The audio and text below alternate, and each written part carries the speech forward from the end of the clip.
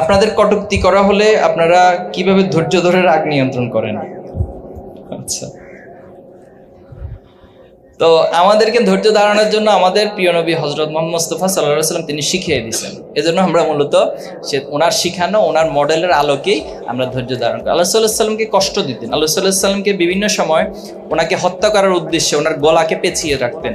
তিনি যখন নামাজের সিজদা অবনত হতেন তখন ওনার পিঠের উপরে নাড়ি বুড়ি বিভিন্ন ময়লা আবর্জনা ওনার পিঠের উপর উঠিয়ে দিতেন এবং ওনার ঘরের সামনে বিভিন্ন ময়লা আবর্জনা ছিটিয়ে কাফেররা বিভিন্ন মানসিক কষ্ট দিতেন।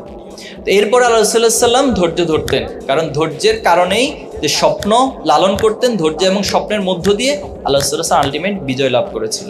তো এই জন্য আমরাও সেখান থেকেই ধৈর্য শিখেছি এবং সে আলোকে ধৈর্য ধরছি। দোয়া করবেন আল্লাহ যেন আমাদের আরো ধৈর্য শক্তি বাড়িয়ে দেয়, আমিন।